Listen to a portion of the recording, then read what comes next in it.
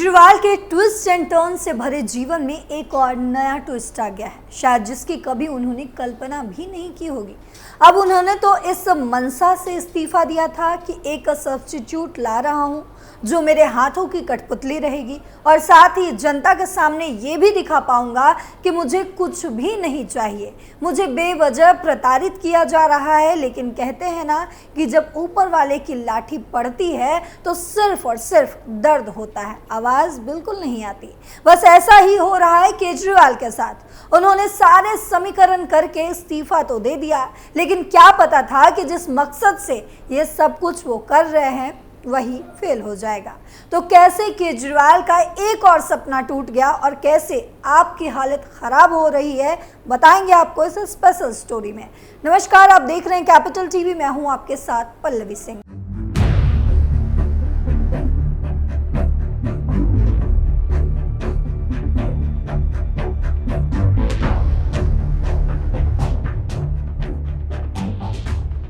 केजरीवाल की जिंदगी और राजनीति में ताबड़तोड़ झटके पर झटके आ रहे हैं। जिस बात की ख्वाहिश उनके अंदर हमेशा पनपती रहती है वो एक एक करके चकनाचूर हो रही है। सीएम रहकर भी सीएम की तरह किसी पेपर पर साइन ना करने का दुख, फिर मजबूरन अपनी कुर्सी त्यागने का दुख, मानहानि केस का दुख, शीश महल से बाहर निकलने का दुख और उससे भी एक और बड़ा दुख, हर एक परिवहन यानी कि दिल्ली में चल रही बसें या किसी भी गाड़ी से उनके तस्वीर हटने का दुख।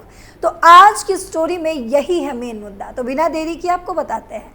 दरअसल परिवहन विभाग द्वारा जारी किए गए नोटिस में कहा गया है कि सभी डिपो मैनेजर्स को निर्देश दिया जाता है कि वे दिल्ली परिवहन निगम की बसों और डिपो परिसर से सभी राजनीतिक पोस्टर तत्काल प्रभाव से हटा दें।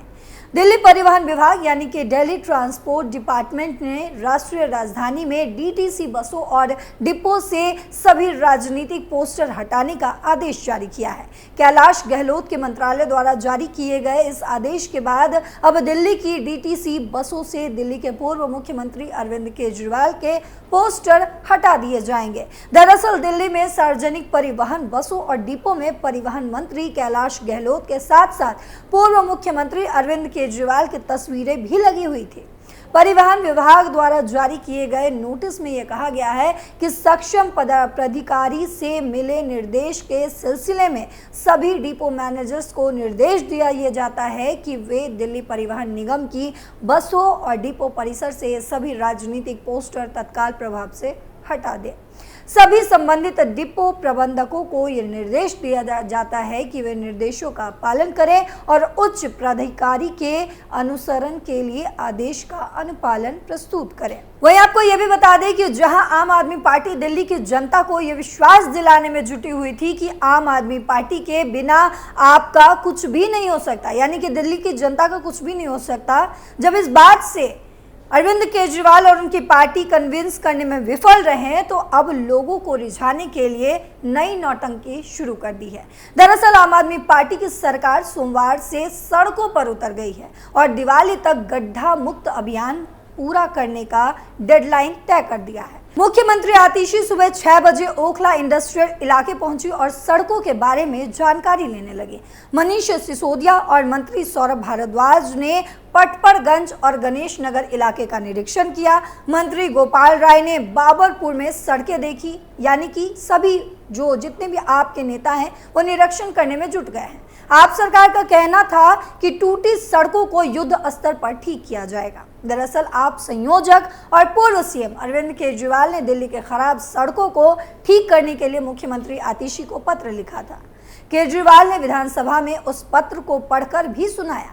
केजरीवाल का कहना था कि जब मुझे गिरफ्तार किया गया तब दिल्ली की सड़कें खराब थी, सड़क का बुनियादी ढांचा खराब हो गया है। आतिशी और मैंने पिछले दिनों दिल्ली में कई जगहों पर कई सड़कों का निरीक्षण किया। इन सड़कों का काफी बुरा हाल है। केजरीवाल की चिट्ठी के बाद आपकी नई सरकार एक्टिव मोड में नजर आ रही है।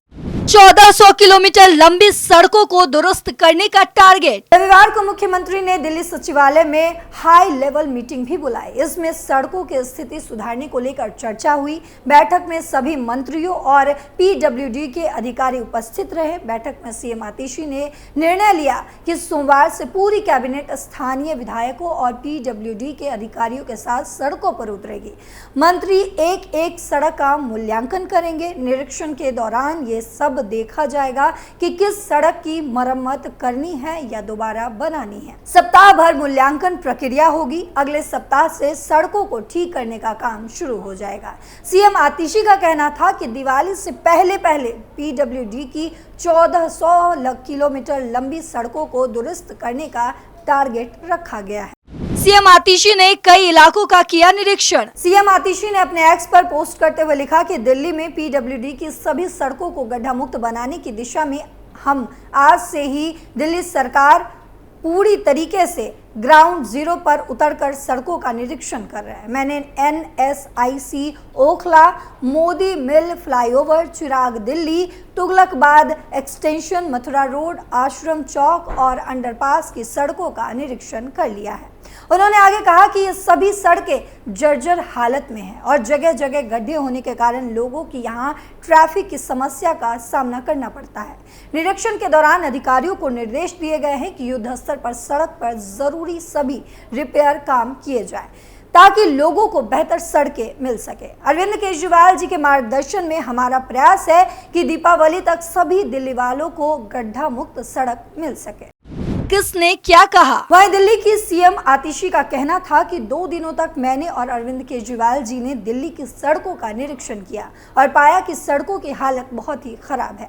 केजरीवाल जी ने पार्टी के सभी विधायकों और मंत्रियों से दिल्ली की सड़कों को जल्द से जल्द ठीक करने की दिशा में काम करने का आह्वान भी किया है। मैंने दक्षिण और दक्षिण पूर्वी दिल्ली की सड़कों का निरीक्षण करने की जिम्मेदारी ली है। इमरान हुसैन मध्य और नई दिल्ली जिलों की सड़कों का निरीक्षण करेंगे। वहीं कैलाश गहलोत दक्षिण पश्चिम और बाहरी दिल्ली की सड़कों को देखेंगे और मुकेश सहरावत उत्तर पश्चिम दिल्ली की सड़कों को ठीक करवाएंगे। अगले 3 से 4 महीने में सभी सड़कें ठीक कर दी जाएंगी। हम दिवाली तक दिल्ली के लोगों को गड्ढा मुक्त सड़कें देने का प्रयास भी करेंगे। वहीं आप विधायक मनीष सिसोदिया का कहना था कि अरविंद केजरीवाल के निर्देश पर मैंने और सौरभ भारद्वाज ने दिल्ली की कुछ सड़कों का निरीक्षण किया। हमने देखा कि कई सड़कें खराब हालत में हैं। कुछ जगहों पर काम चल रहा है और पिछले 7 से 8 महीने में सड़क खुद ही पड़ी हुई है। जगह जगह गड्ढे छोड़ दिए गए हैं। हम इस पर काम करेंगे और सड़कों का नवीनीकरण किया जाएगा। अब जब अरविंद केजरीवाल वापस आ गए हैं तो सभी पेंडिंग काम तेजी से पूरे किए जाएंगे। यानी अब समझिए कि आतिशी के मुख्यमंत्री बनने के बाद भी आज भी अरविंद केजरीवाल ही फैसला ले रहे हैं। अरविंद केजरीवाल ने सीएम के साथ साथ सभी मंत्रियों को युद्ध स्तर पर काम करने और दिल्ली में सड़कों की स्थिति पर काम करने का निर्देश जारी किया है। मंत्री सौरभ भारद्वाज का कहना था कि इस साल लंबे मानसून के कारण दिल्ली की कई सड़कों पर गड्ढे हो गए हैं और वे टूट गई है। हम युद्ध स्तर पर सभी सड़कों का नवीनीकरण कर और मरम्मत करने के लिए तैयार हैं। मैंने और मनीष सिसोदिया पटपड़गंज और गणेश नगर में पीडब्ल्यूडी सड़कों का निरीक्षण किया है। दिल्ली फतेह का बीजेपी का प्लान तैयार। वहीं दिल्ली विधानसभा चुनाव की जंग को फतेह करने के लिए बीजेपी भी कहीं से पीछे नहीं है। बीजेपी ने राजस्थान के रणथंभौर में 2 दिन तक मंथन कर रूपरेखा तैयार कर ली है। बीजेपी के राष्ट्रीय संगठन मंत्री BL संतोष ने दिल्ली नेताओं के साथ 2 दिन तक चिंतन बैठक की। बीजेपी ने दिल्ली में अपने 26 साल से जारी जीत का सूखा खत्म करने की रणनीति तैयार कर ली है। विधानसभा चुनाव के लिए बूथ प्रबंधन से लेकर अपने समर्थकों को बूथ तक पहुंचाकर मत प्रतिशत बढ़ाने का खासा तैयारी किया है। आरएसएस और बीजेपी की कोर कमेटी के साथ हुई 2 दिवसीय मंथन में संघ ने दिल्ली के पॉश इलाकों में वोटिंग बढ़ाने और झुग्गी झोपड़ी वाले इलाकों में विशेष तौर पर बूथ प्रबंधन को मजबूत करने की सलाह बीजेपी को दी है। दिल्ली विधानसभा चुनाव को लेकर राजस्थान में 2 दिन तक चली बैठक में संघ की तरफ से सह कार्यकर्ता अरुण कुमार, क्षेत्र प्रचारक जितिन कुमार, प्रांत प्रचारक विशाल, राष्ट्रीय संगठन महासचिव अरुण कुमार और दिल्ली बीजेपी संगठन के सभी प्रमुख नेता, सांसद और विधायक उपस्थित रहे। इस दौरान बीजेपी की कमजोरी और मजबूती के साथ साथ आम आदमी पार्टी की कमजोरी और मजबूती पर भी चर्चा हुई। आम आदमी पार्टी और बीजेपी के कमजोर इलाकों की पहचान करने, मत प्रतिशत बढ़ाने की योजना, चुनावी मुद्दों की सूची तैयार करने की योजना बनाने के दिशा निर्देश भी दिए गए। बीजेपी ने सीएम फेस पर किया मंथन। दिल्ली में पिछले 3 विधानसभा चुनाव में अरविंद केजरीवाल के सामने सीएम पद का चेहरा देने का लाभ बीजेपी को नहीं मिला।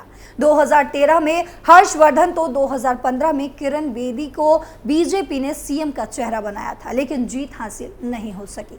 2020 में बीजेपी ने किसी को भी सीएम फेस नहीं बनाया था, उसके बाद भी लाभ नहीं मिला। विधानसभा चुनाव से ठीक पहले केजरीवाल ने सीएम पद से इस्तीफा दे दिया और उनकी जगह आतिशी मार्लेना को सीएम बना दिया गया। ऐसे में बीजेपी ने अपने 2 दिवसीय बैठक में चेहरे पर मंथन किया, लेकिन कोई फैसला फिलहाल नहीं लिया जा सका है। इसके साथ ही बूथ प्रबंधन और चुनावी रणनीति से जुड़ने के बाद भी संघ ने लोकसभा चुनाव की तर्ज पर नुक्कड़ सभाओं और संपर्क अभियान पर विशेष ध्यान देने की बात कही है। संघ ने बीजेपी को सुझाव दिया है कि चुनाव में नए और युवा चेहरों को अधिक मौका दिया जाना चाहिए। अब इन तमाम जानकारियों पर आपकी क्या राय है, कमेंट बॉक्स में जरूर बताते जाइएगा। फिलहाल मेरे साथ इतना ही। देश और दुनिया की तमाम खबरों के लिए देखते रहिए कैपिटल टीवी। नमस्कार।